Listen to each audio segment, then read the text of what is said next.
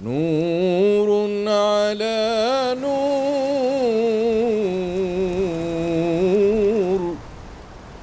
Assalamu alaikum. Bismillahir Rahmanir Rahim. Thank you for joining the call today. We're presenting with Shajarat al-Nur, Sidi Hakim Archuletta, who we're lucky to have today. I know him personally, mashallah, and I'm really happy that today he took the time to talk about, different things in regard to healing and the Hikmah and the mizan as well.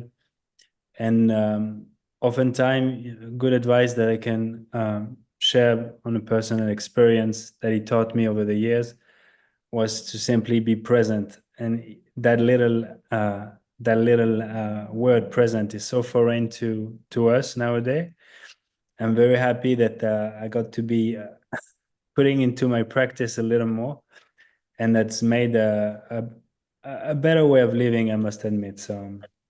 Today we'll speak for 45 minutes, inshallah, with Sidi Hakim, and then we will follow the by Q&A question, where each of you has the opportunity to ask question, and feel free to put them along on the chat, and we will address them at the end, inshallah.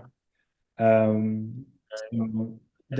let's start. And to give you a quick brief, Shajarat al-Nur is a platform dedicated to explore Islamic heritage and culture through engaging in a conversation with different people. Today we have the honor to have Hakim, but we've had conversation in the past, and we will share our Instagram at the end of the talk, and our website, so you can follow a bit and track what we've been up to, inshallah. And we aim to have more conversation, and your support is very appreciated. So, Bismillah ar-Rahman ar-Rahim. We will also share Hakim's website at the end. If you're interested to meet him, I really highly recommend it. But it's time for Sidi Hakim to guide us through the topic of today, inshallah. Assalamu alaikum. A'udhu billahi minash shaitanir rajim. Bismillahir rahmanir rahim. Alhamdulillahi rabbil alameen. Ya Allah, Ya Rahman, Ya Rahim. Ya Allah, Ya Rahman, Ya Rahim. Ya Allah, Ya Rahman, Ya Rahim. Alhamdulillah. Well, it's amazing to be here in the mountains of New Mexico, speaking to a group of people spread out probably many, many places, but particularly in Jeddah. And it's an awesome thing that takes place these days with this sort of thing taking place. I'd like to share with you the things that I've been working with for over 50 years and that I felt through the years as a convert. I've a convert to Islam in 1969. At that time, I was so amazed and astounded. My life was, you can imagine, for any of you who are converts, or even who are not converts, the awesome vastness of Islam and the guidance was so amazing to me that my life changed, to put it mildly, in the extreme, never the same. But also not only meeting Islam and the depth of wisdom and teaching and the clarity for every single thing. When I met the Muslims, that was also as if I met my people, the people of Hamd and Shukr. And I say that even though we have a lot of Muslims that will say Alhamdulillah wa Shukr Alhamdulillah, and they may not mean it that much, but that's another story. I did meet the people of genuine Hamd and Shukr and thankfulness and praise for what Allah has brought to us, His creation, and in all of its vastness. So the things I've been working on for all this time, 50 years of practice, and as a Hakim, I took the title of Hakim from my teacher in Pakistan, who was a Hakim, and he told me when I first met him, he said, I learned medicine. I'm in medicine in the forest with my grandfather. And when he said that, I had been looking for a couple of months for someone who was a genuine teacher that I could spend my time with for the traditional Hikmahs. When he said that, I knew he was my teacher, and I wanted to learned from him because I understood exactly what that meant, which was that Allah's creation, in it is Allah's sanat, the sanat of Allah, and the majesty and the beauty of Allah's qualities. So I've taken that lesson as a Hakim, and through all these years of the people that I worked with in terms of healing, I've taken that principle of what the underlying wisdoms of the whole are in enabling them to become more whole. We talk about health, and really it means wholeness, or as Bilal pointed to, this being present. To be present, ideally, when we're present, what ideally is taking place is all of our parts from the time we were in our mother's womb, or the time, that we were born, from the time that we first learned to crawl and walk, all to going to school, to learning this, to getting this profession, all of these things we learn, we want to have it as much as possible, a deep integration of them and of all of these parts in ourselves. One of the big obstacles is that we have in ourselves contradictions, and we have disparate feelings in our bodies and in our beings. And becoming whole is when we allow those things to all come together and have connections and wholeness.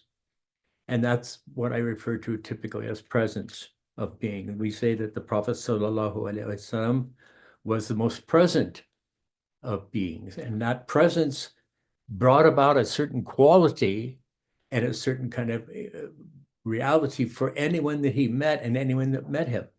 And that quality was primarily a very simple connection.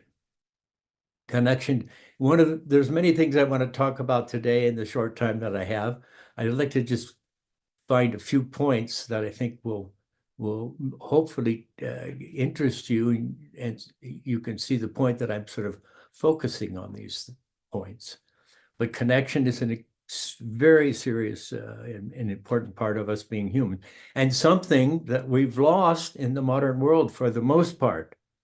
Now, anytime we have a group of people like Shajaratul Nur, or any, a halakha of a group, or even a community where we're lucky and fortunate to have a coming together of people, we have one of the things that we've been missing in the modern world, that is healing.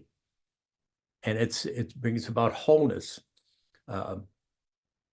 in ourselves, because when we have other human beings to connect with, not just to be around, but to seriously connect with and to feel connected, then we have something different taking place than not. We're learning from each other. We do learn, I will say this, we learn about being human from every human being we meet, the good, the bad, the ugly, the difficult, the easy, the wonderful ones, the ones that were difficult. We learn about being human by being with humans of all kinds and having exchange, not just being with them in a superficial way and shut down, but being with them in a whole presence. We learn from being with animals. We learn from being with children. We learn from being in Allah's creation. And all of these things are very, very markedly healing for us to take part in. We are mammals, as Imam al-Ghazali pointed out in the first book of his Ihya Ulumuddin, and we honor the fact that we're mammals. And to recognize and honor that we're animals, I have taken that as a pretty important part. So I have a series of a list of many things. I call them aphorisms. They're aphorisms, but I call them hikmahs. And one of them is, we are mammal, with everything that it implies. And I consider that, and the other one that I have is our animal nature and our animal being can heal our animal being and our self. The self being this vast, vast reality that we hear so much about and we talk about so much, and we refer to in so many ways. one of the things I'd like to present is one of my feelings and points of view about the self, and that is the vastness of the self. And I take this teaching from some of the traditional scholars, including my sheikh, who is in Morocco, and that is the self, the vastness of the self. What a wonderful thing the self is, because it contains a universe, and it's a universe of knowing. It's a universe of experience, and it's a unique universe for each one of us, because Allah's commands and decrees have come to each one of us in a very different way, in a very different combination of data that we take in. So let me just talk about that vastness. There's a famous text called the 1001 Nights. Most people know about the 1001 Nights, and it's an interesting book. That's another topic that we could go into about the meaning of it and the history of it. But there's another term that the neurologists have come up with, and one of the things I've done through in this 50 years of my work and my life, in fact, because I was a science nerd when I was 12 or 13 years old, and science was my whole interest in the library, science and physics and things like that. But one of the things that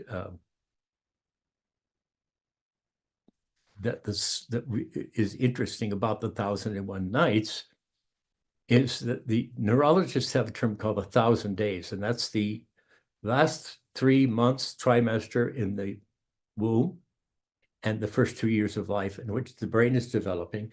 And it's the period of time at which we're learning to do very simple things, like be in this world, to breathe, to move our arms, and then to, finally learn how to sit up and how to crawl and walk, what they call warming, turning over, and all that learning that takes place pre-language is taking place at the rate, and for whatever this means. I mean, it's an abstract concept on some level, but for whatever that means, however we want to look at that, the learning experience in that first 1,000 days takes place at the rate of 40,000 learning connections, synaptic connections, learning at the rate of 40,000 synaptic connections per second. Now, 40,000 connecting learning experiences per second. Now, that's an amazing thing. And we as human beings, we continue with that vast capabilities of learning by Allah's design. It's dampened and it's set back a little bit when language comes in which we supplant this learning that's bodily. We supplant the learning that's bodily, how to walk, all these things, which is so complex and so integrated into our physical being. We supplant that with language which is more abstracted, which has its place. But it continues even with that, potentially at a great, very, very high complex degree. Even at 65, to go into the forest, if we spend some time and we have presence, we will be learning a great deal. So this recognition of the vastness of the self, when I work with clients, I send them a couple of documents, and one of those documents is a timeline document. And I try to explain that in the timeline document, I'd like to see as much material about the physical, mental, emotional, and spiritual, if you will, things that have happened to them that are important in their life. And the point is that these things all have played a role. One of the hikmahs and one of the aphorisms or hikmahs that I share is that everything takes part in our wellness or our illness and our wellness, I should say. And so the things that we often consider minor may be more important because we overlook them. But in any case, we go through this process of coming into the world this shocking experience of coming into this world, this from a non-linear, not in out of time place, and from our safety of our mother's womb. And depending upon how we come into it, the degree of safety that we have during that time, the degree of comfort and safety primarily. And that term safety is a very important one in terms of what we will come to know as our Iman. Iman has a great deal of safety in it, the principles of it. We are in the hands of Allah. We're in the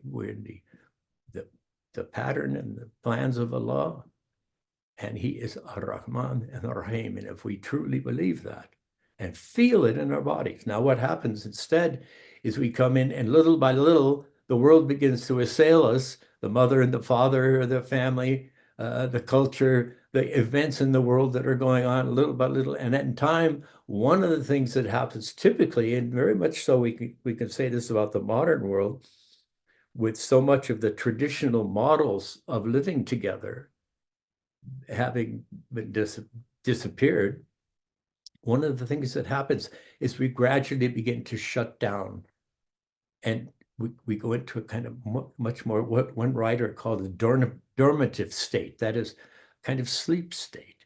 We can only manage so much, so we let this much in, and we find things and issues of safety and places of safety, sometimes in very negative things like addictions and so forth. But we shut down the whole full experience of being present and living. One of my teachers in Morocco, he told me, he said, the flood in the time of Nuh was a flood of water, and the flood of our time is disconnection between us. And that points out to this hikmah that we learn from each other, and we learn by being with each other. But we learn by being each other, not just in proximity, but by feeling with each other and having real connection. One of the signs of real connection, and I'm going to talk about connection and one of the gifts that can come from that. And that is, if we're connected with another person, either one, two, three, many, whatever, and we're having a conversation, dialogue, and I say something and they say something. And one of the beautiful signs, and this is obvious for many people, but I've studied it for a long time, and that is we nod. And one of my teachers, beloved teachers, he said, we believe the wise person nods because he's wise. And he said, maybe he's wise because he nods. And I thought about that. I thought it was humorous to start with. And in time, I began to see the depth of that, which is when we connect with this nod. And sometimes the nod is just a little tiny nod. Sometimes it's yes, sometimes with a smile, yes, sometimes it's bigger than that. When there's no nodding, there's probably not much connection. But it's a signal that we have to each other, and it's a signal that says, I'm with you, I'm there. Even if I'm doing all the talking and you're doing little nods, that's something we register consciously or unconsciously. Yes, they're hearing. Yes, we're connected. Now, here's one of the beautiful secrets that's obvious. And one of my teachers said, well, you tell people the things they already know. Or one other person said, the biggest secrets are the ones that are obvious and we all know, but we just don't pay attention to them. But when we have that nod and we have a connection and we have a dialogue, we say this and we say that back, and the dialogue's taking place. The secret, when there's a nod and there's a real connection, is that connection, that signal means that there is a deeper connection underneath, the unconscious, subliminal connection between us as human beings. And when that's taking place, there is a dialogue taking place in that connection subliminally, and then it gives the opportunity for the other person to give forth, say, oh yes, I understand what you're saying. I had this thing happen, blah, blah, blah. And for what we could call emergent knowing to come about. Emergent knowing is something that comes from some of the most interesting scholars of Islam, in my opinion, including my sheikh in Morocco years ago, But emergent knowledge is revelation and knowing of the self. It's an opening of something from within and a discovery of something that's coming forth.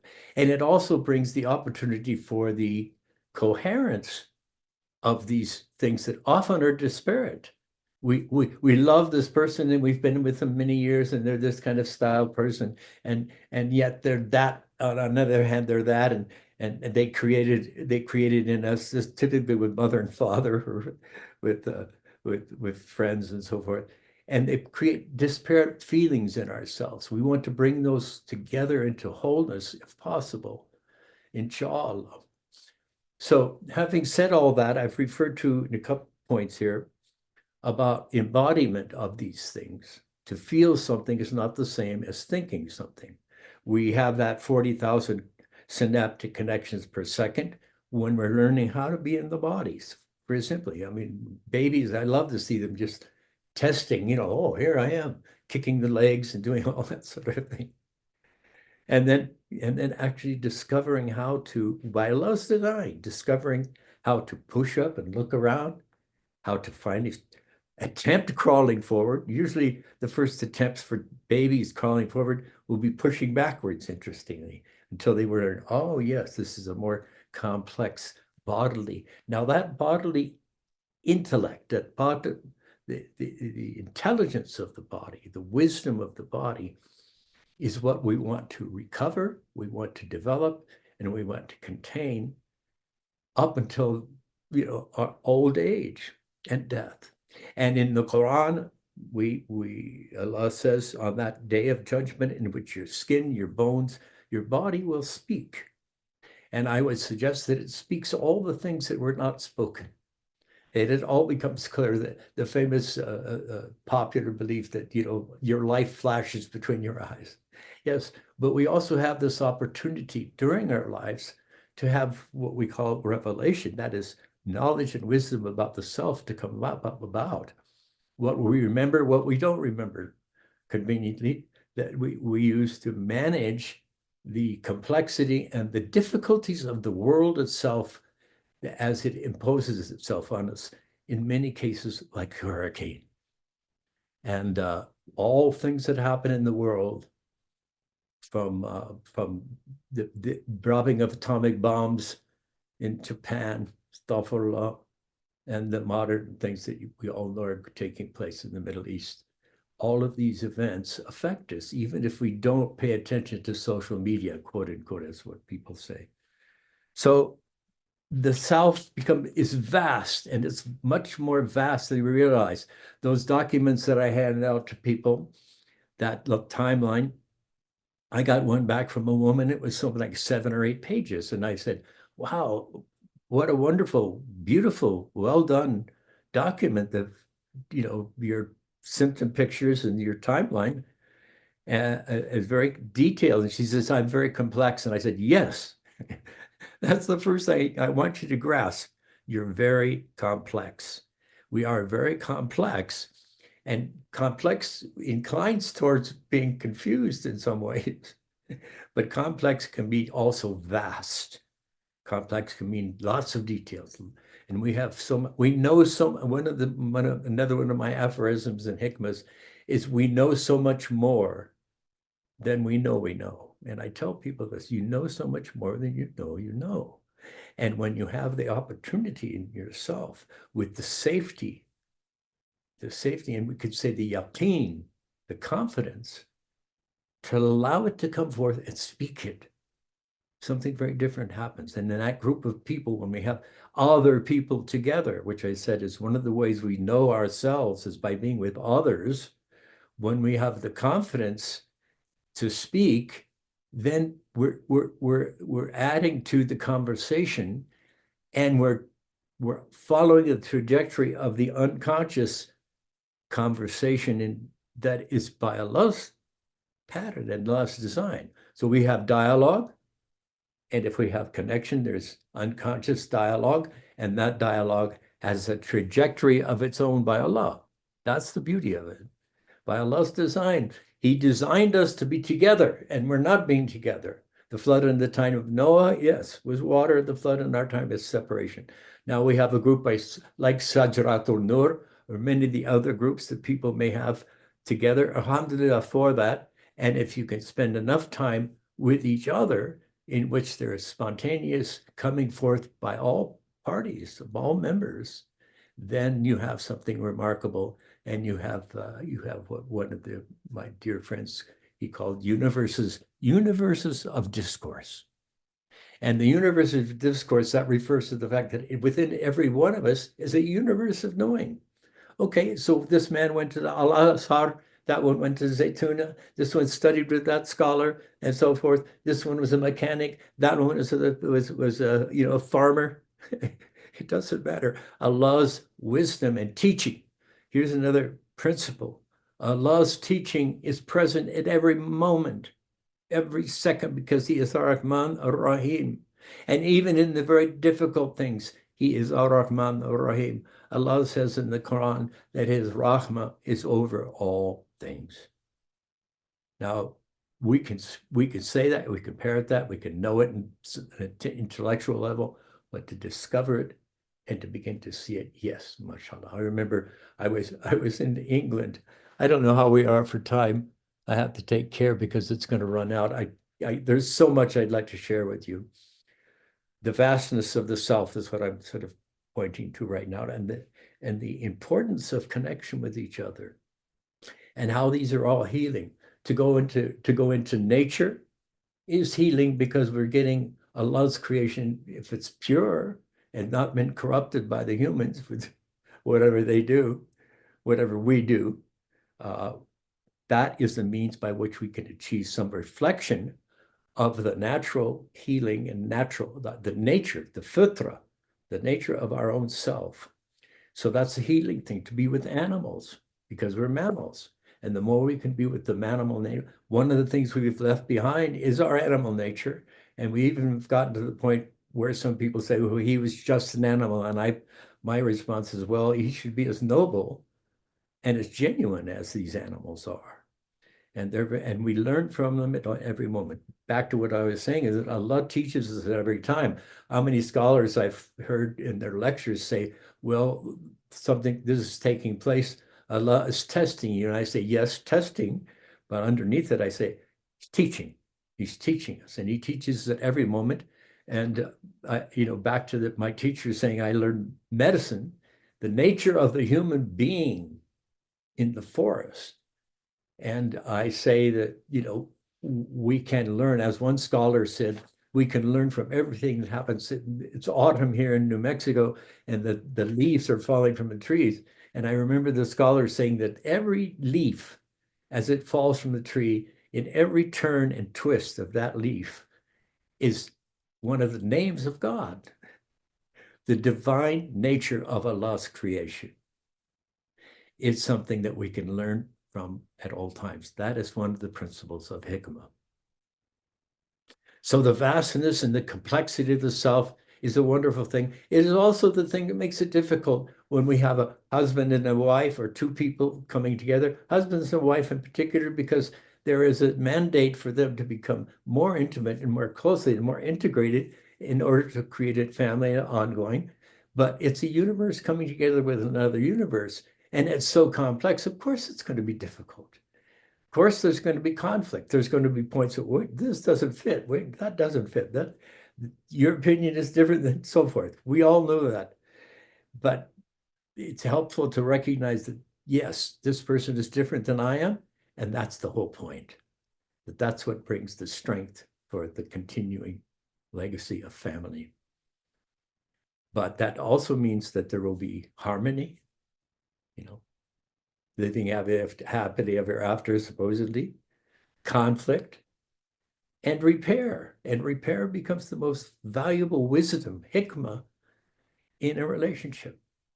And the esteem, the relational esteem, the balanced honoring of that union as a priority. One of the non-Muslim, great Muslim who is a great man who is not a Muslim, he said, the greatest legacy a man can leave his children is to love his mother. And that's, that's the principle, the value of that coming together, of these two universes coming together. But back to the universe, back to this thing that we know so much more than we know. When we hear someone speak, well, you're listening to me, and I don't know how you're responding. I can't see any of you. But if I'm speaking to a live group of people, I will notice as I'm speaking if they're doing this simple thing, this, nodding or not nodding, or smiling, or a bigger smile. I'll make references that are very disparate and strange, and and one or two people will notice that, and that's the connection, the recognition of connection. The vastness of the knowledge within all of us is so much more. I mean, I was always amazed. I used to reflect on this, that suddenly I would be somewhere in New Mexico, and I'd suddenly have this memory of a place in Morocco or London or somewhere. And it was vivid memory coming up. And even I could even grasp to some level the smell of the place, the quality of the quality of it. And I'd ask myself, where did that come from? It came from this memory that was inside of me. And let me just add here that the important thing to recognize, back to this thing about the Quran, in which the body speaks, our memories, the greatest part of our memory is contained in our physical bodies, not up here in our skull, the brain. The brain is an organ of managing what's happening in the body, emotions and everything else, but it's a matrix for it. It's not a place of actually feeling. And the greatest degree, 90% of our memories are, modern science verifies this, but it's not out of line with our Islam. Verifies and confirms that 95% of the data is actually in our cells, the cells of our bones, the cells of our body. And I remember a line that this woman, a poet that I'm very, very fond of, Mary Oliver, she talks about being in the forest and finding a spring and taking some water from the spring and drinking the water. And then she says, and this is the poetic intelligence of a poet that speaks from her, and she says, and my bones, she said, then I heard my bones say, what was that wonderful thing that just happened?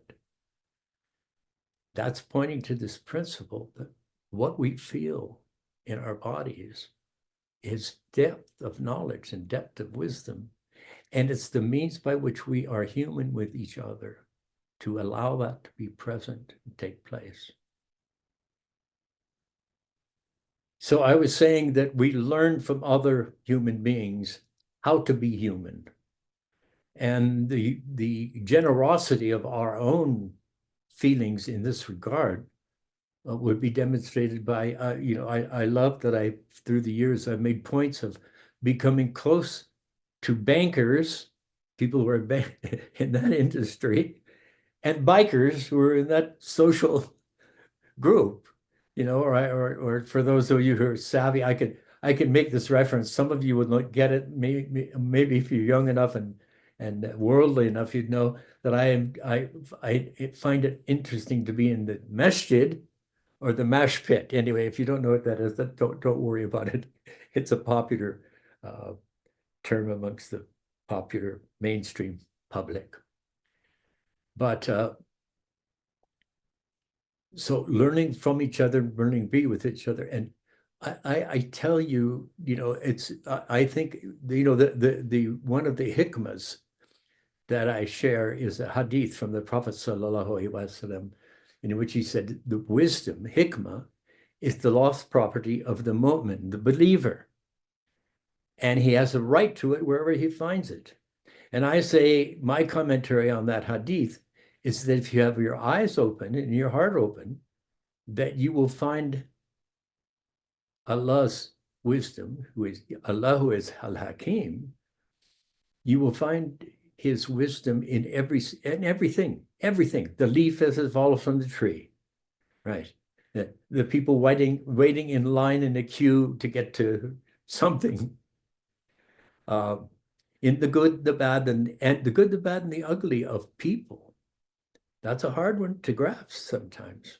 People come to me and say, I don't understand why, blah, blah, blah, why people do it. Why do, yeah, I mean, the things people do. But I say it behooves us, you know, it's a responsibility we have to begin to develop the ability to see why. This is the work that the psychologists have been doing, God bless them.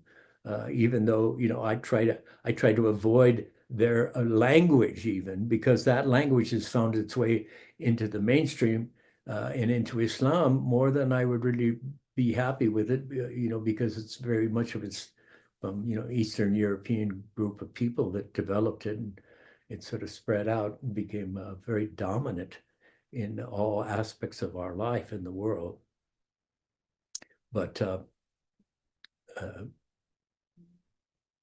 the vastness of the self and the vastness of what we know inside, and when we have the yaqeen and the confidence, we could say, to allow that to come forth and speak what we know, and to share with others, and to trust the wisdom that Allah gave us. Trust the, put it this way, trust the wisdom that Allah has given us all these years, uniquely for us, uniquely in our experience in our life. And it's what, you know, one of my wife who's a therapist, and one of her colleagues said, yeah, what a lot of people have gained is what they call hard-earned wisdom. You go through terrible things, and most people, many, not most, but many people come to the place where they realize, yes, that was my teaching. That's why I learned, that's where I learned how to be a human being. And that's where I learned the details and the reasonings and why these things happen, why people become this, why they become that. And that, all that knowledge and wisdom, I believe, enables us to be able to see the true nature of the person that we want to be able to bring forth, both in our own selves and everyone we're with, to bring forth the true nature, which has its core is goodness, altruism, generosity, kindness, all of these positive traits that we find as positive in most human beings. And it's the nature of us being, the Prophet ﷺ was our model. And back to this thing of connection. What is it? I remember I was in California at a workshop, and a man, dear beloved brother, Muhammad Sharif, who is now in, I think he's now in Africa. He was talking about the Prophet ﷺ and his nature. And he was saying, when the Prophet ﷺ was alone, he was grave, serious. And when he was with people, he smiled. Now, when he said that to a group of maybe 35 or so people, everyone cried. Everyone had tears, including me. And I said to myself, what is this? You know, how is it that we can hear this fact about this human being that lived 1400 or so years before, and the answer to that to me came because it resonates with what's in us. We are like him, sallallahu alaihi wasallam. That's Allah's beautiful wisdom in creating the message and the deen and the guidance in a human being, not a human being, in a human being that was walking, and that was the Quran walking. And so it resonates. And the same thing's true when we're speaking with people, and they will either be nodding, or they might be going, well, I don't know about that, maybe not true. Or they'll be deadpan, like, I'm hearing it, but I'm just taking it in with my brain. I'm not feeling it. So the vastness of the self and the sharing of the vastness of ourself, and, you know, the ability to be vulnerable, because only Allah is our protector, and we are vulnerable. We're, you know, as we're vast, and the vast wisdom we have is way beyond most of our abilities. So many people come to me and they have just a poor opinion of themselves, and that came from most of the history.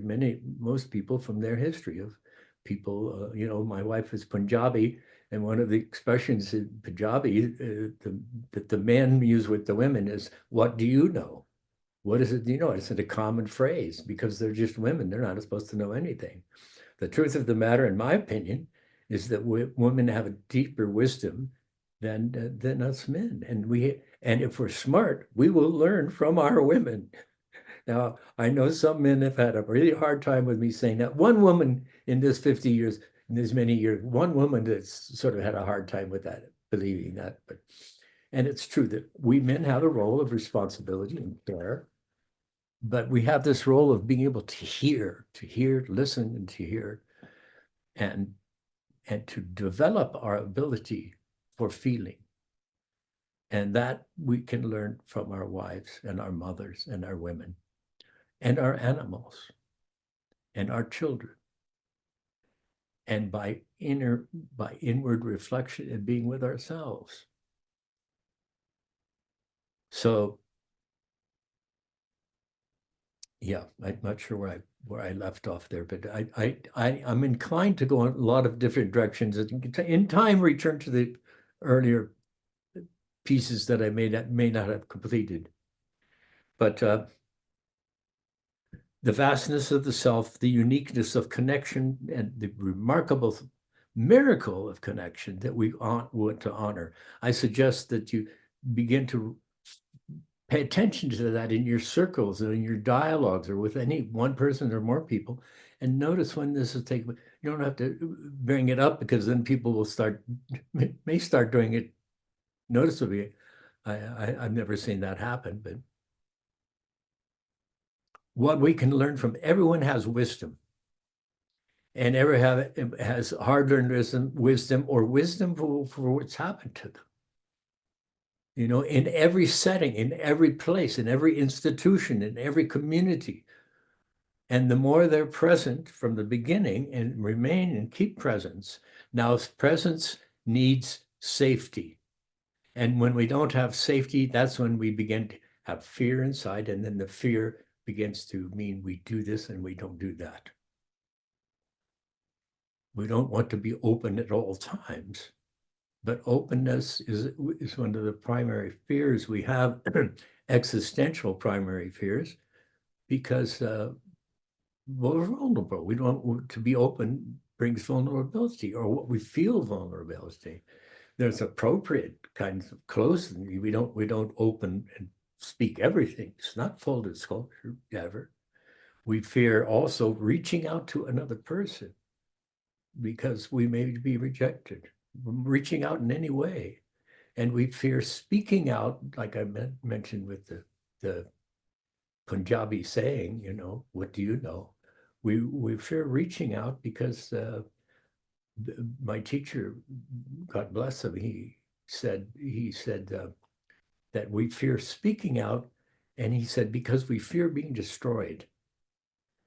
And I reflected on that for a bit, not that not that we fear not being heard, because not being heard is not enough. That's like speaking to a wall. But not be heard by another person. And this points out the value of our connections with each other. When, when we say something and the other person passes over it as if we're not important, we feel as if we're not being heard, but also we feel as if we don't exist. And so that's why he said, when we speak, we fear speaking out because we fear of being destroyed.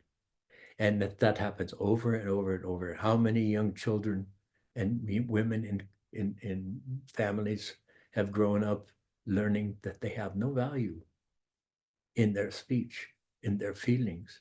And yet their feelings, I will say, and I've said this in a lecture before, thank God for women and their feelings. It has probably saved humanity in the long run, because the intelligence that happens from our feeling being is nothing. It takes the brain and the cognitive and the feeling and their wholeness. That's what the wholeness and the initial thing I was speaking about is about. It's about bringing together what we can intellectually know and what we can feel in our body, and them having absolute oneness and unity, inshallah. So I know it's a little disparate. I often give the advice at the beginning of a lecture. I tell people, well, if you expect us to have a linear design and that linear sort of quality, you probably may want to leave now because it's going to be more poetic and it'll go from one thing to another thing to another thing. The shajaratul nur, the branching. I think that's what the Arabic word it has a lot to do with, if I'm not mistaken. Yes. And I may be mistaken. MashaAllah. MashaAllah, Sidi Hakim. Allah barak feek. Alhamdulillah. Alhamdulillah. And really such a blessing to have you share all these wisdoms, these aphorisms, these ahkam, as you mentioned, which we've all gathered to share in. And really, we're grateful for you sharing them with us. Thank you for everyone who joined us today. Of course, I'm seeing some messages, some questions coming through the chat. So I just want to remind everybody, if anybody would like to ask Sidi Hakim any questions, we're going to open the floor now. I'll start with the first one that came through while you were speaking. And in the meantime, please either share your questions in the chat, or you can raise your hand and inshallah, we'll get to you. We also just want to mention that we also want to mention that the link for Sidi Hakim Archuletta's website, we've posted it in the chat. So if you'd all like to check it out, for anybody who's interested in private consultations with Sidi Hakim, or if you're curious about his line of work or what it means to be a Hakim, the line of traditional wisdom medicine is something that he's a wealth of knowledge in, and inshallah we can all benefit. I see that we have 2 raised hands, so let's start firstly with Sidi Balkhi's question, and then we'll get to the raised hands, just in order of who's asked first. So the question goes, we have 3 raised hands, mashallah, 4. Mashallah, mashallah. So the first one we'll begin with is Assalamu alaikum wa rahmatullahi wa barakatuh. Hakim, Jazakallah khair for your presence with us. The line, the aphorism that the body itself is the biggest memory, resonated deeply. So it's a 2-pronged question. Number 1 is, please can you shed light on how we can apply this learning in our daily lives? And the second is, how can we improve our opinions of ourselves? Jazakallah khair, Sidi. Well, first of all, how do we improve this principle that the body contains is by being in the body. And being in the body is not just simply being athletic. I mean, yes, it takes a certain kind of presence in the body to train the body and train the muscles and so forth. But it's by being present in the body and being present with people who feel and having that, recognizing that, like I said about with our women, for men, one of the exercises I've given to men and women who are married is I ask them, I suggest to the man, I say, ask your wife how you're doing on a scale of 1 to 10 as a father, husband, or whatever, right? And whatever that number is, you ask them why. And then you shut up and you listen and you notice what takes place in your body. She says this, she says that. You try to have a woman who's not just going to be a yes person and say all the nice things about you, but also that they're not too angry and they just go with the bad stuff. But even that's valuable. But to pay attention to the exercises for any of you who wanted to work with me, there are 3 things I send to them. One is standing and grounding exercises in which you can feel that you're more on the ard, on the ground itself, and you're standing on solid ground, as they say in English, that you feel solid in your body. The second series of exercises is paying attention to the sensations that take place in your body. I remember the first time I did this work with someone, a man, and I said, well, what do you notice in your body when you tell me this thing? And they said, well, I don't feel anything. And I said, so my teacher said, to that comment. He said, well, so you're dead. You're not feeling anything. Of course, you're going to feel something. So the second exercise is tracking, and that's about being able to discover the nuanced feelings that take place in your body. And I will tell you what the body can come forth from, both in memory and in awareness of being in the body, are so beyond. Where do you think all these people who have these theories and feelings, like, I believe something such is true about the body, I believe that, so I'll do a study, we'll do it. Or it came out, and then they discover that this subtle reality, the chemical that takes place, or something about the nervous system, it's a discovery, but those all come forth from human bodies. So being present in your body is the answer to that question.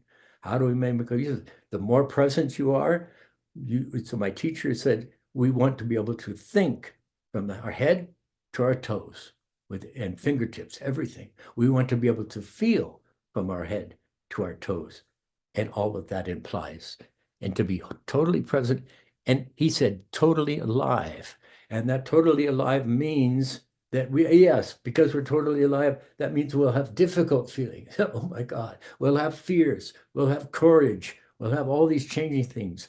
Allah, only Allah remains. That's our fitra, that's our nature, to have these different feelings. Now, when we were in traditional societies with villages and so forth, that most cases they arrived at a modicum of balance, so that these things have a place and they could function, and they could function in the I mean, it's valuable for us to have fears.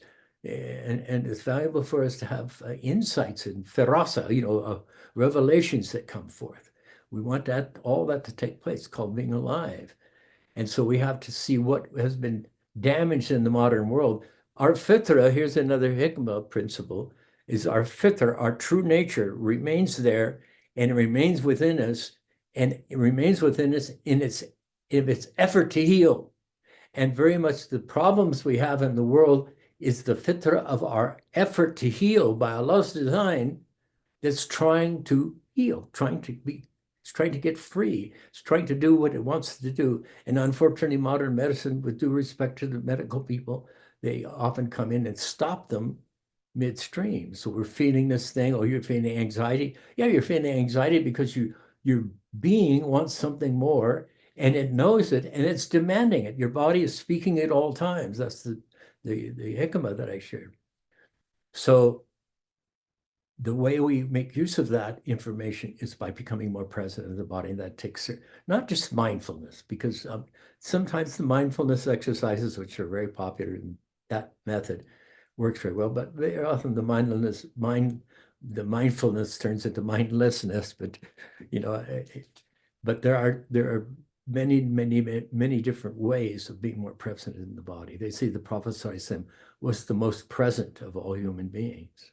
And that meant he felt more, but that meant also that he understood more, because there's so many things, like the story of Mary Oliver drinking the water. There's so many other things that the understanding is not clinical. It's not just organizational. It's not just computive counting and so forth, or measuring. It's feeling. So I don't know, did I answer all that question? Yes, I think just before we move on, there was one other part of the question that Sayyidi asked, which is how can we improve our opinion of ourselves? And then we'll move on to the raised hands, inshallah. Well, one of the ways, two things I would suggest. This is simply said and sometimes more difficult to do, but the more you're present with yourself, and the more you have access to the vastness of the wisdom that's in you, the more that vastness of wisdom will help to clarify the lies that you've been taught, that you should believe that you didn't have value. And there's, one of the shuyukh, he said, don't say you're something special or great. Don't say you're something terrible. Say Allah. And that means find this place within yourself that's the balance between that, recognizing that Allah is in charge of all things, and that you were led to believe things that were not true through your life. Because We have all, as human beings, we have asani takwim. We were created in a noble form. So finding that truth in the Quran, it says, when truth comes, falsehood vanishes. So that, I mean, that you working with someone can help with that, with a therapist that can help you do that if that's the case. But, you know, a lot of that self-worth is available from within us. It's harder, not everybody can access this because the things they've been through and things they've learned about them not being of value, you know. And so there's a balanced recognition of the value you do have. But first of all, recognizing, yeah, you were led to believe things that were not true. But what is true is you are a human being. You were created with Asani Takwim, with that noble form and noble quality. And you have a deep wisdom. I don't care what your background. I mean, I live here amongst drug addicts, and I've seen people, terrible drug addicts, who live in their cars addicted to drugs. And, you know, I've seen them come with honors graduating from the best universities in the country or world. That's what's possible. Alhamdulillah. So we Allah all have, barik.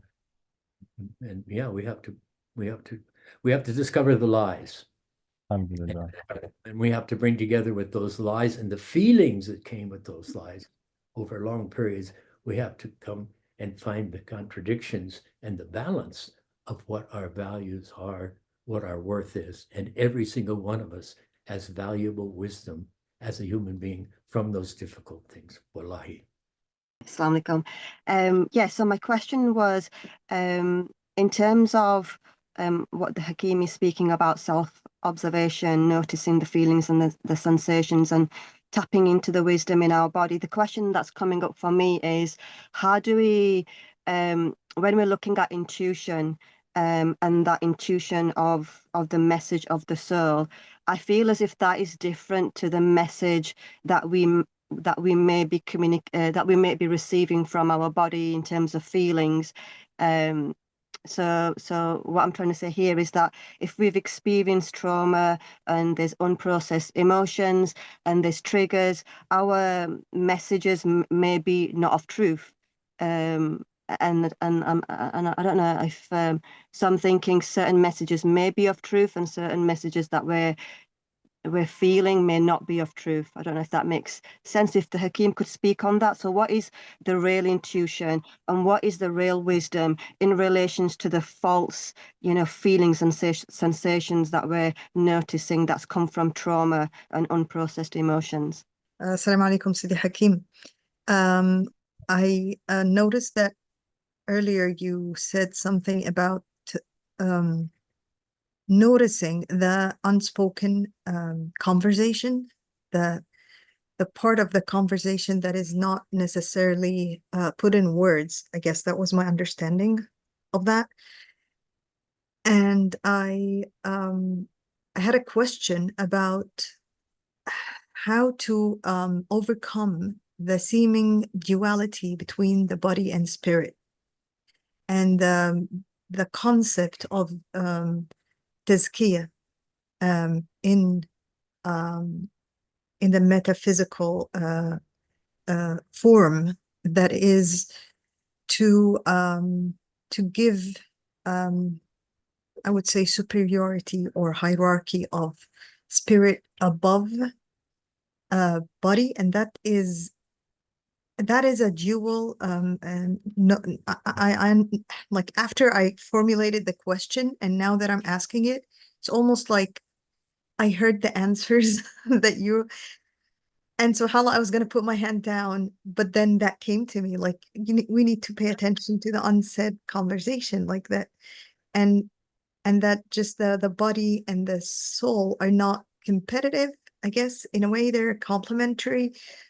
But then again, that language of almost, I understand the conflict or the effect of the Cartesian duality of, you know, but then how do we manage this? Like, how do we find the wisdom of the body, yet not undermine the metaphysical, you know, I don't know. And now almost the question doesn't make sense because I have that answers in my head, but I want to hear it from you. Well, I mean, it's interesting you said that, and as you probably noticed, it did bring him about a big smile when you asked the question, or when you're about to, you realize that you knew the answer. One of my favorite lines of poetry from, I'm not sure who it's from anymore, but the person who said, the question is the handle of the sword of answer. In other words, to say, we don't have an answer. Mhm. I mean, if we have a question, we have its answer. But we have to find it. And when we get the answer, if we were to ask the question to someone, you ask me, and then I say, blah, blah, blah, blah, blah, and you say, oh, yes. Right? Now you might have said, well, I don't know about that, because it wasn't the sort of that question. Are you with me? Yes, absolutely. The fact that this takes place all the time, every question has an answer. And yes, when we're very, very young, we don't have the sort of details of the world necessarily in place that make sense of, why is the sky blue? And the things that children ask this, But these are questions that are deep wisdom. I mean, some of the questions children have are so deep, we can't answer them right away, but we could spend enough time. So the thing of finding and being present in the body is not a simple thing. It takes time, and it works really. I mean, the exercises I do, and for any of those of you that have done work with me, for me to coach you in this, well, what do you notice in your body? And then and following with you, sort of taking you about, it's a journey back into being present in the body. I love the fact that one of the things I love to share with people, it's one of my grandchildren, when they saw an inchworm moving, never seen that before. The inchworms that move like that with arching their back and then moving forward. And they jumped up and down. She jumped up and down. And she says, oh, she was so excited at just seeing that. That was a wisdom, and that was a piece of Allah's creation that excited it and give her enthusiasm. Then the first thing she did was, come and look at this, come and look at this. That's where I'm at with you all. I want you to share these things. It's at least as remarkable as an inchworm moving across the ground. So the answers are within you. The more, and this is what meditation, this is what muraqabah, this is all these things in which there's an image of muhasibah, all of these things that we know in our Islamic traditions and in the other traditions of meditation from all the spiritual traditions.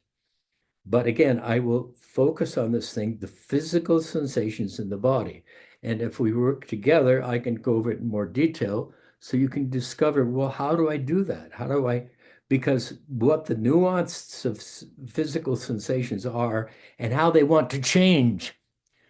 How they want to change is a key piece here.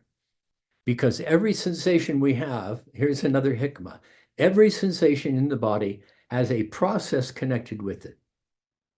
Now, we could say, well, this is from our Quran, our teaching. Then Allah says every moment he is on a new thing.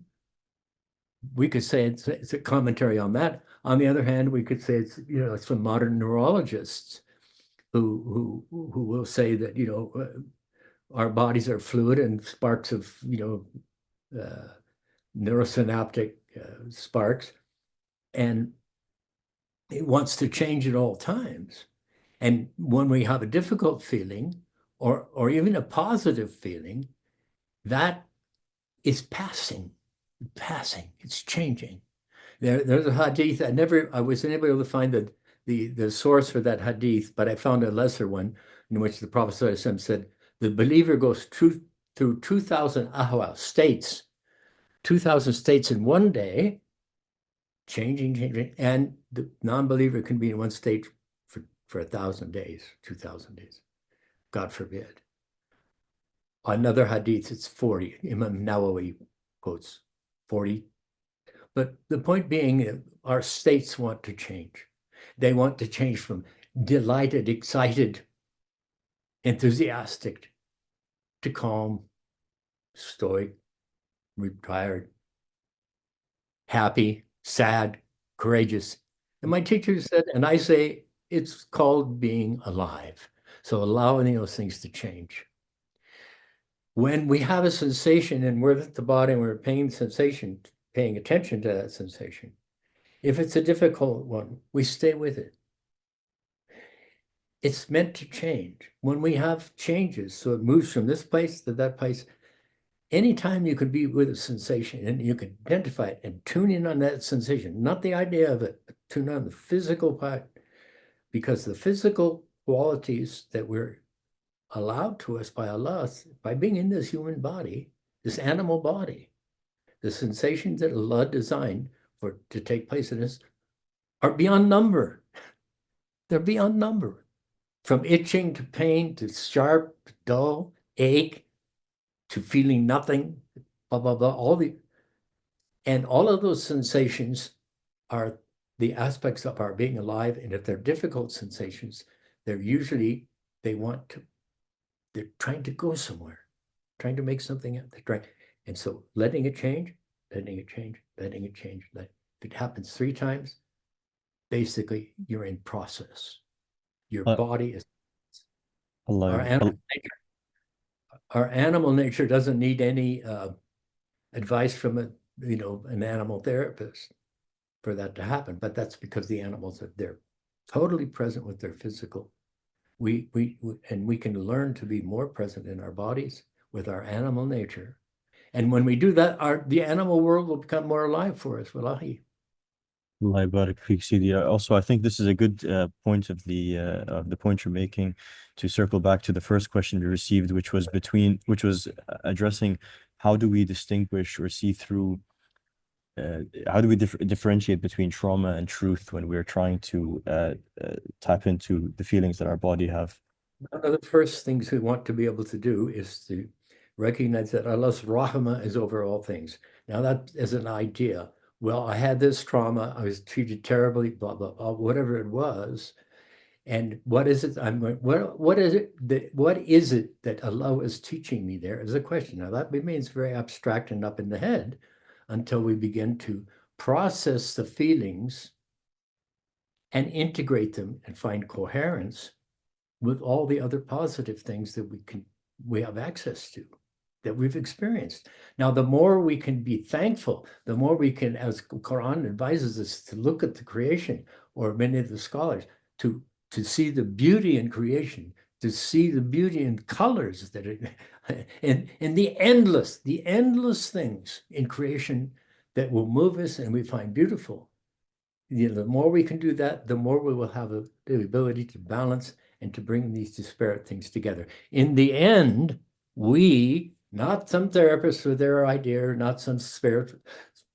In the end, we're the ones that have to see, yes, I recognize that happened to me, but I know this now from it. So that takes time. But do remember to start with that the bad feelings, they're attempts at your fitra, at your first nature of altruism and goodness and positive feelings beyond our belief. The positive feelings we can have for other people are so huge. We can't. I mean, if we were to if we could set eyes on them, I don't think we could contain it. It would be too much.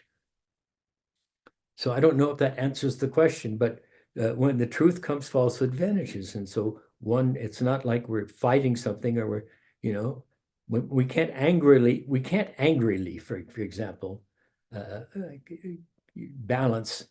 There's a stage at which anger is appropriate, and unless that anger is expressed fully about what happened, we may not be able to get to the next stage of it, which is coherence. And I don't want to just say acceptance, because we're never condoning anything that people have done. But being in this world is a trauma.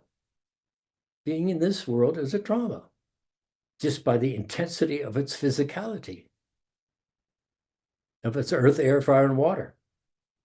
Jalaluddin Rumi says, I am irrevocably in this cage of earth, air, fire, and water. So I don't know if that helps. I mean, again, the language we use for anyone in these cases and unlocking the self, completing what's trying to be completed. I say that about when people come to me and say, I'm depressed, I'm anxious, I'm fearful, if it's overwhelming those emotions, and if they override the thankfulness and the gratitude, if it's overriding that to some degree, I'm assuming the assumption I make is it's what's happening in you is trying to find a new place to be. And that's what we want to facilitate. So it happens organic, but in the end, it's every individual that has to, for themselves, understand why they're addicted to do something, why they're feeling this way, what they need to do, what the other path is, and how to find that path and fulfill that hope that's in that difficulty. SubhanAllah. Jazakallah, Sayyidi, for answering those. And we'll move on. We have time for 3 more questions before we have to end, inshallah. So we are going to start. Thank you for your patience, everyone. Of course, mashallah, we're so happy to hear what Sayyidi Hakim has to say for all of our questions. So first we'll do the same thing. So Sister Maysara, if you want to ask your question, and then if you go on mute, and then Sister Rabi'a, and then we have one more question coming through a private channel. We'll summarize all of that for you, Sayyidi Hakim, and maybe you can try and do your best to answer those 3 together. Bismillah. Bismillah. Assalamu alaikum, Sidi Hakim. Salam. It's been a long time. We miss you. MashaAllah.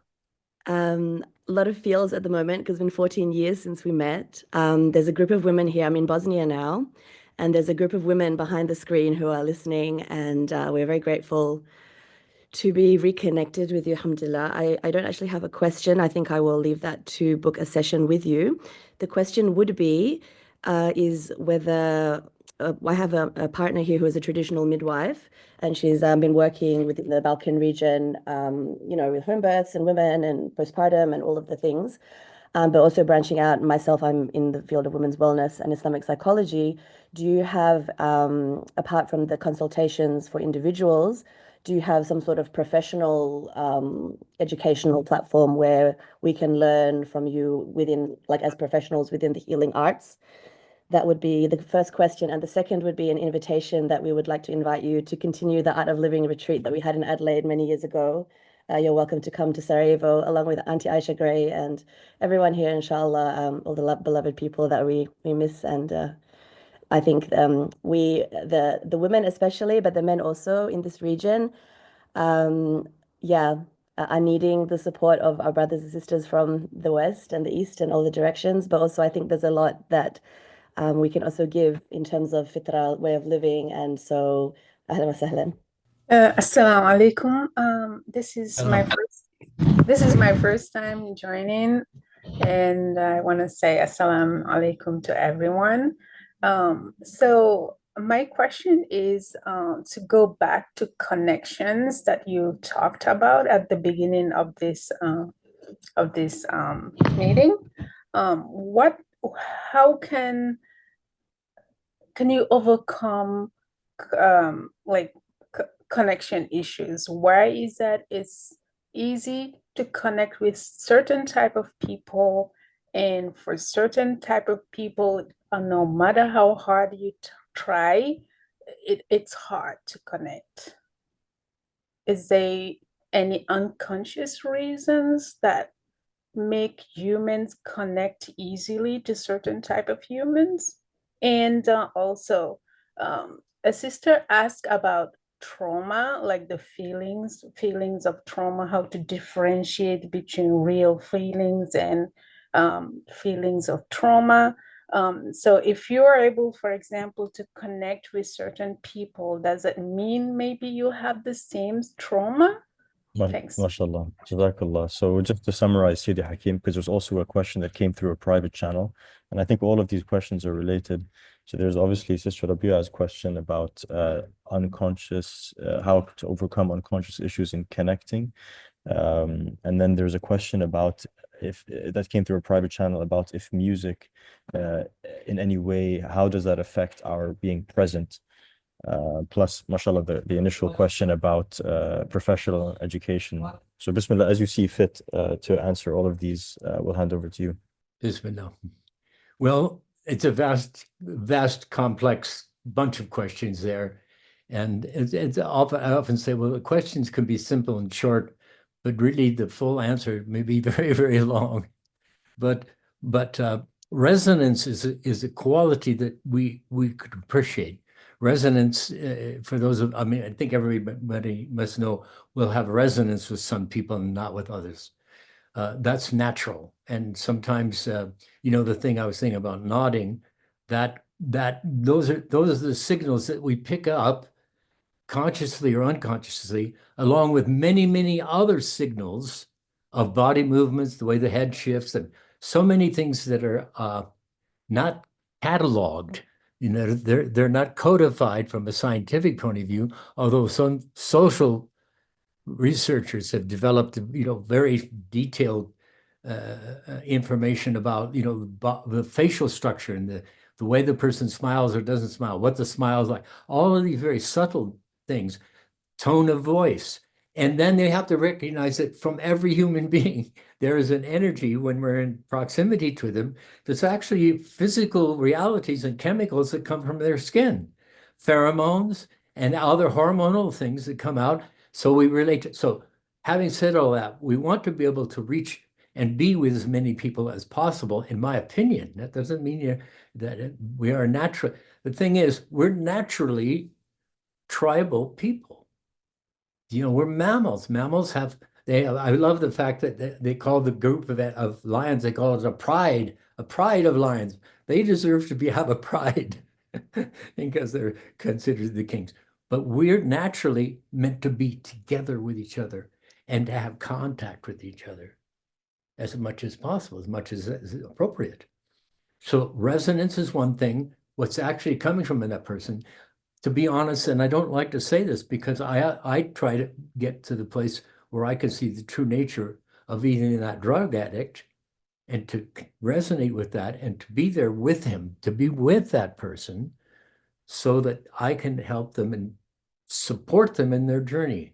Support to each other in our journeys is a primary sort of reality we need to underline in our modern times. Support for the journey we're making for the person and help them with their burden. So there are many, many people who are damaged. And the many people that were damaged, and a lot of women they have a better sense of judgment of the character. And they'll know better within milliseconds more than we men. We men have a different quality, but with a woman, they'll know this person is this or this, that's something, and they'll feel it, but they may not speak it. And then they'll regret it afterwards, or they'll say, I told you so, and so forth, which is understandable. So as a woman, you have greater sensitivity, but one of the keys is sensitivity is a strength. And to begin to learn that sensitivity is also insight and a kind of knowing in a certain sense and a quality. And that once you have your stability, you want to develop the stability of your feet being on the ground, on solid ground, and the physical qualities that come about for that. Remember that emotions are things that take place in the body physically. They're not up here in the brain. The brain processes these emotions, these feelings, but the body is itself is where, so one of my beloved teachers, he said, as is the body, so is the self. So a body that feels on solid ground, that's well grounded, feels stable, feels secure in themselves and safe, they will have a greater capacity for facing whomever comes and interacting as far as that goes as well with whomever comes. So resonance, all these things are valuable to know because some people, there are some people I just turn my back on.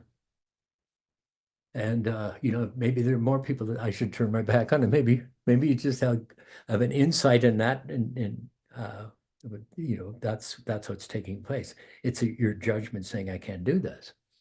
But being in your body on solid ground and then being present in your body, that will change you. The exercises I send people, the three degrees, one is standing and grounding. The second one is paying attention to sensations. And the third is discovering what impulses for any movement the body wants to make and to allow those movements to take place. Listen carefully. The third exercise is to allow the movements. I'm not giving this as an instruction to do it, but I'm giving a summary of it very quickly. Standing on the ground, solid. Being in the body, solid. Impulses for movement. Impulses by the motor nerves to act, speak, to allow them to take place very, very, very slowly. And that journey brings coherence in the self, which brings a kind of degrees, at least, of yaqeen, of certainty about what you're doing. And the ability to be with people or not be with people. They're both qualities, but you know, you want to be generous as much as possible. Inshallah, I mean, the Prophet was most generous. The prostitute that came and the Bedouin that came, you know, the stories are many, many. You have the same qualities. And the difficulty you have with what you're describing, again, the handle, the answer to the sword. The difficulties you have are the qualities that are your gifts for being the things that you feel you cannot be right now. You hear me? What I said, I'll repeat that. The qualities and the feelings that you experience are the very attributes that give you what you need and what your being wants to develop and become manifest. In the difficulty is the completion and the goal, something like that. Allah barak feek, Sidi, Allah barak feek. And just to circle back to the final question of that three-pronged question, mashallah, tabarakallah, I know inshallah, we're not overburdening you, Sidi, with these, just so that we're efficient for time. But the final question of those three was, you know, how does music impact our presence, inshallah? Music impacts our presence greatly. I teach with music for some people whose right brain and their ability to feel with their body has not maybe developed. I do say this, and I've said this for years. There is no culture on our planet, Muslim otherwise, civilized, uncivilized, forest, cities, that does not have music and dancing. Dance or movement of the body, rhythmical dancing. And it's a long detail, but we know there's the traditions that say that Sayyidina Dawood, alayhi salam, that he was the one that brought the revelation in the form of singing. And they say in the traditions, they say that the birds fell from the sky because of the beauty of his voice and his singing. And what's contained in the voice is the subtlety and the beauty of the nuance and the quality, because it conveys something very deep to each other, about each other. But it's but music is very powerful. Music is very powerful in terms of orchestrating emotions. A lot of the popularity of music is because I'm feeling sad, I need to orchestrate it. So I'll put it together with something, and so I could feel even more sad or angry when I'm headbangers, you know, and so forth. So music has a negative aspect in the sense that it can distract from this other project of being present with the self. But it can also distract from the movement of the heart and the range of emotions that can be conveyed with music, and the connection that can be made with hearts, from heart to heart.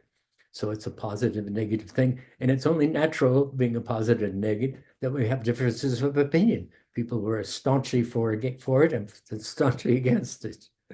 But like I say, I teach with music, and I'll often, you know, and some people who have never listened to music, I have a series of videos, and the two videos both of them are things in which I have babies still in their high chair that have not even learned to crawl, and they respond to certain music, certain sounds.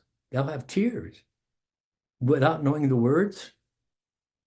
And the other ones are animals. Elephants, deer, many animals who react to music being played on a piano or something, and they begin to move and dance, and it says something about what music does and how it elicits harmonically feelings, emotions, or doesn't. If people, and I worked with, he'd never listened to music and never hasn't, and nothing, it does nothing for him.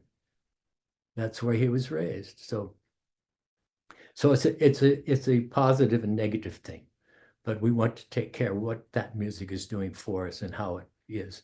I mean, at the moment, it's very odd because it's fallen into the hands of the large corporations and the business and in the money industry that rules the world.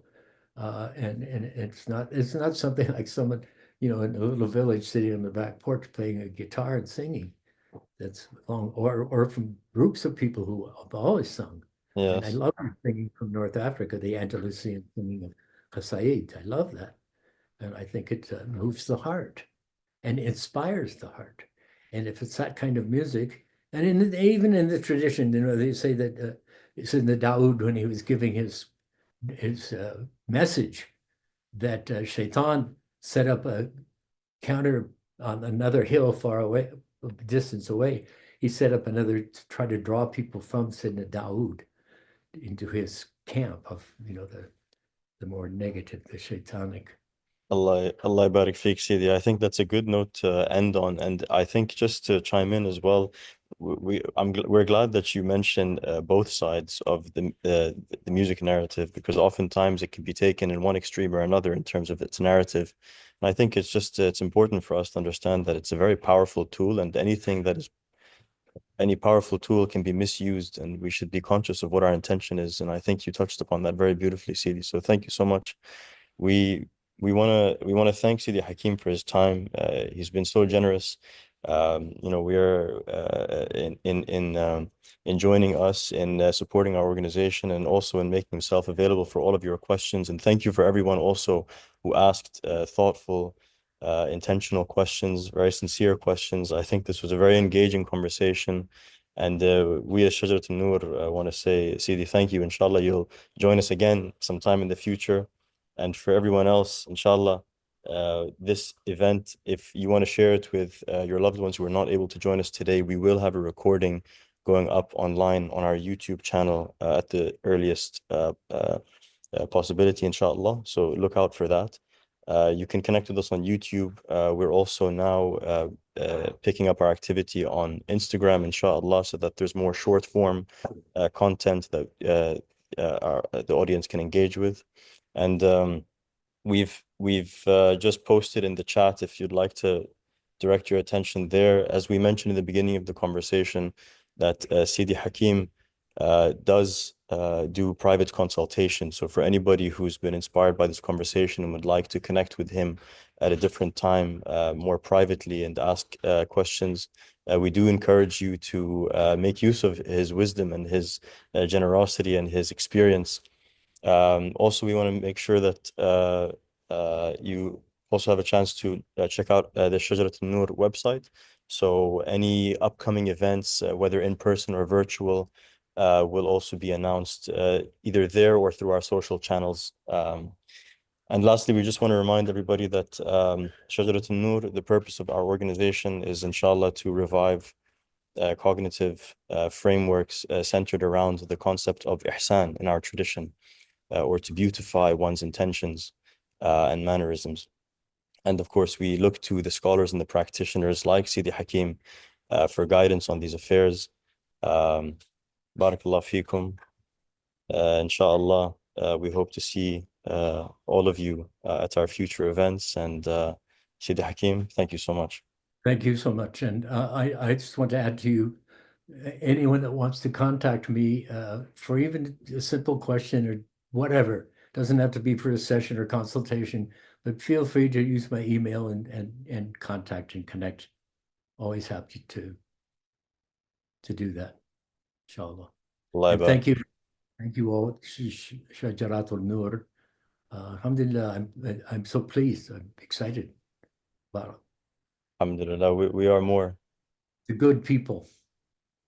Allah يبارك فيك. It's your حسن الظن. Thank you, Sidi. For another time, inshallah. Assalamu alaikum. Salam. اللهم صل على سيدنا محمد السابق للخلق نوره ورحمة للعالمين ظهوره عدد من مضى من خلقك ومن بقي ومن سعد منهم ومن شقي صلاة تستغرق العد وتحيط بالحد صلاة لا غاية لها ولا منتهى ولا انقضاء صلاة دائمة بدوامك وعلى آله وصحبه وسلم تسليما مثل ذلك.